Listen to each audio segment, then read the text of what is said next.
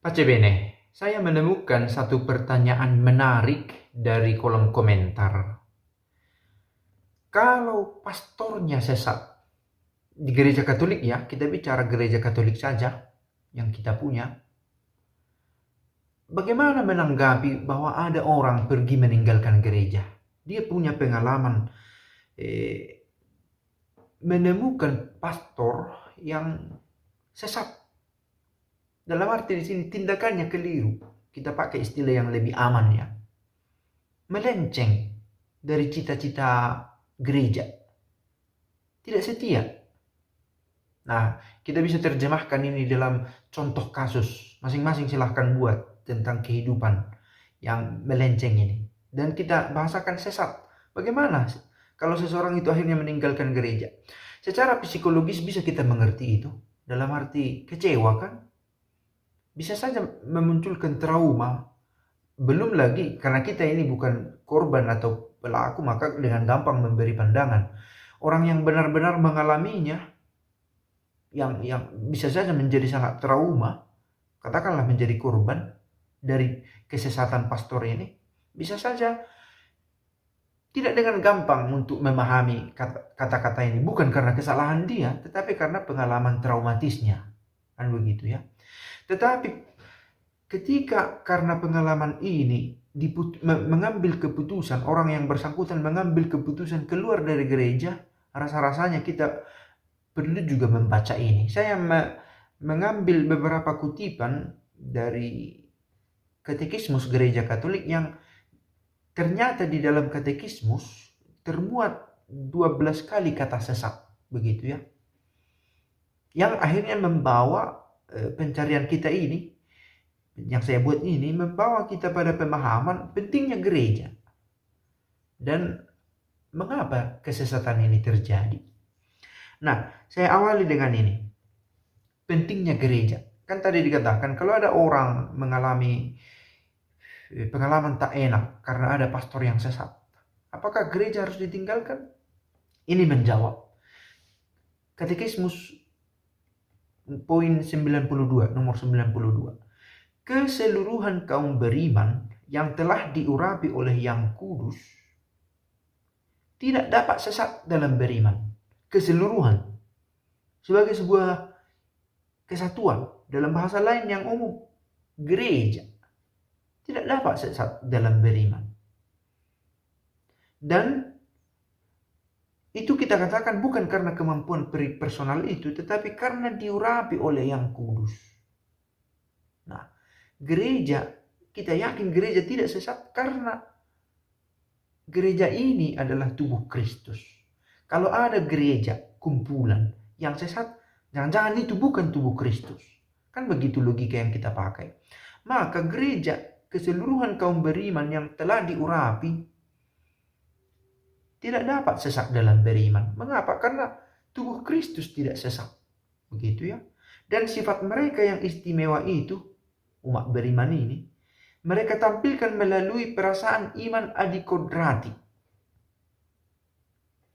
Bila dari para uskup hingga para umat beriman, secara keseluruhan menyatakan kesepakatan mereka tentang perkara-perkara iman dan kesusilaan. Inilah suara bersama dalam gereja. Kalau sudah keyakinan bersama, kita yakin inilah kebenaran. Kan begitu? Dan ini berkaitan nanti dengan infalibilitas paus. Bukan dari dirinya sendiri. Karena bila dari dirinya sendiri, paus hanyalah seorang manusia biasa seperti kita. Memiliki kemungkinan untuk sesat. Untuk keliru. Sebagai diri sendiri. Tetapi karena dalam kebersamaanlah ketidaksesatan itu bisa kita temukan. Kebenaran itu. Dan ini dikutip dari Lumen Gentium nomor 12 juga. Nah, lalu setiap orang karena ditipu oleh si jahat bisa jatuh ke dalam pikiran-pikiran yang jahat, yang sesat. Katanya. Ini dari Katekismus nomor 844. Ini dikutip dari Lumen Gentium 16. Nah, termasuk tadi kita katakan oknum itu, para pastor, uskup, atau bahkan paus. Tetapi sering orang-orang karena ditipu oleh si jahat jatuh ke dalam pikiran-pikiran yang sesat. Meskipun kita ini satu dalam gereja dan gereja sendiri mengajarkan apa yang menurut kita benar, setiap orang ada kemungkinan juga melenceng, bahkan mereka yang sudah ada dalam gereja itu sendiri.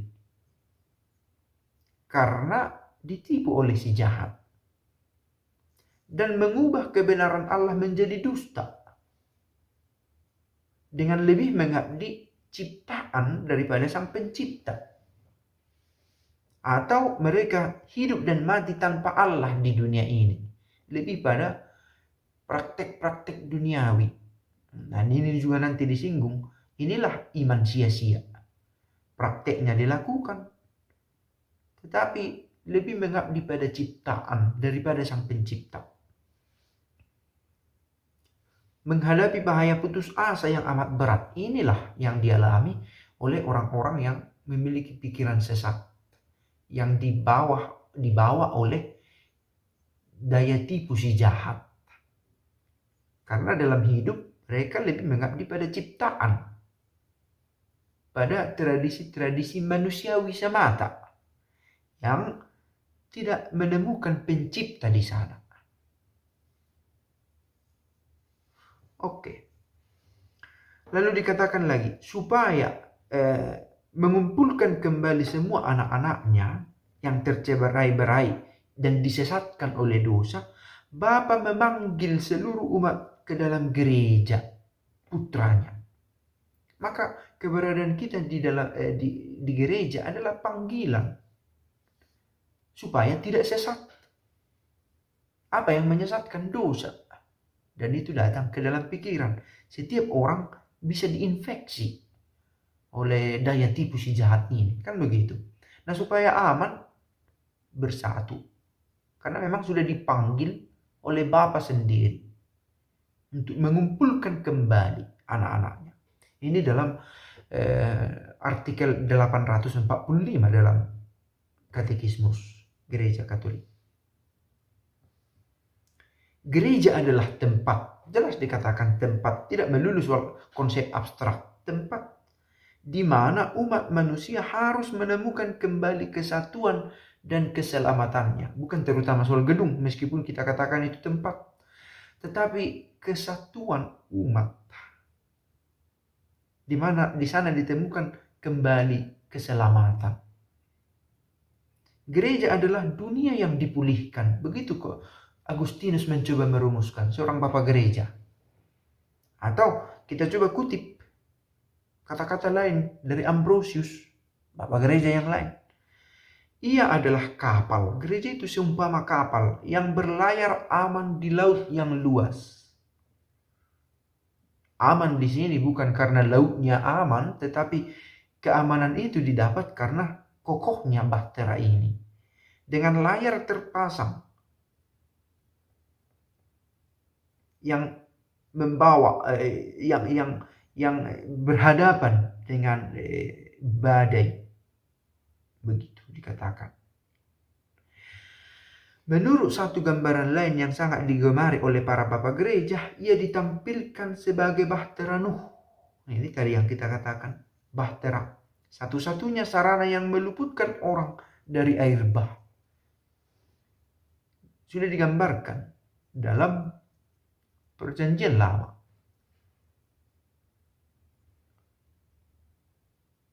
Nah, untuk merawat kapal ini, bahtera ini, dianugerahkan satu karisma ke dalam gereja, infalibilitas itu. Yang kita katakan tadi ada dalam gereja, bukan karena kemampuan gereja sendiri, tapi karena gereja ini adalah tubuh Kristus. Kristus sendiri kepalanya.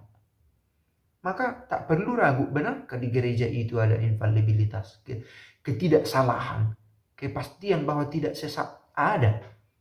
Dari mana datang? Bukan dari kemampuan manusiawi kita, tapi dari urapan itu yang dimiliki oleh setiap orang beriman yang bersatu. Karena kalau satu-satu bisa sesat pikirannya, ditipu oleh si jahat tadi yang kita dengar yang bisa merasuk ke dalam pikiran. Nah, kalau kita sendirian, ada kemungkinan kita itu terganggu juga. Maka penting mencari yang sama, bersatu dengan kumpulan. Itulah gereja. Nah, di dalam gereja ada kemampuan karisma tidak sesat. Itulah infalibilitas. Terkait dalam masalah-masalah iman dan susila. Nah, bagaimana pelaksanaannya? Ciri tidak dapat sesat itu ada pada Uskup Agung Roma. Sekali lagi, bukan dari dirinya sendiri, tetapi karena kita tahu dia memimpin gereja bahtera ini di dunia ini. Harus kita tekankan itu, karena Paus adalah makhluk dunia, kan begitu, sama seperti kita.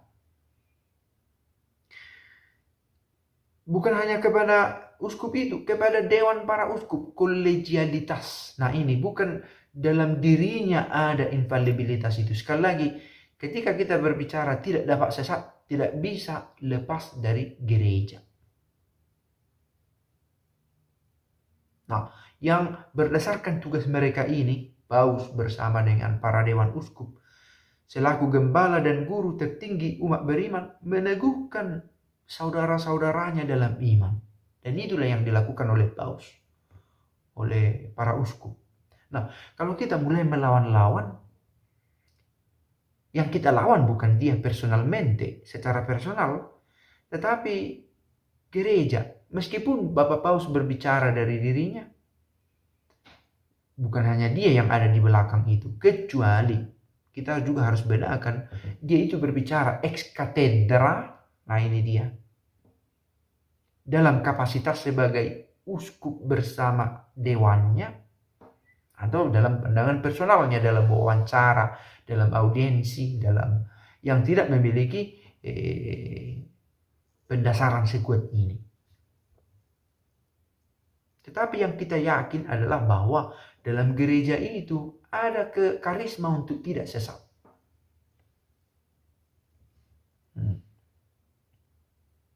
Sifat tidak dapat sesat yang dijanjikan kepada gereja ada pula pada badan para uskup.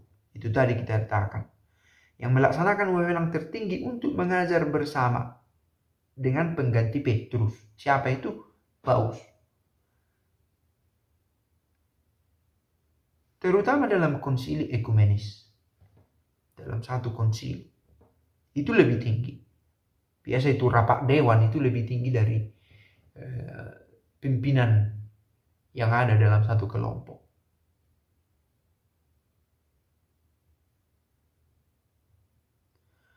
Nah, kalau dewan ini sudah berbicara dan membuat keputusan, dan kita tahu di gereja yang mereka pimpin ini ada infalibilitas, maka kita ikuti. Sebenarnya sesederhana ini. Yang susah adalah ketaatan kita.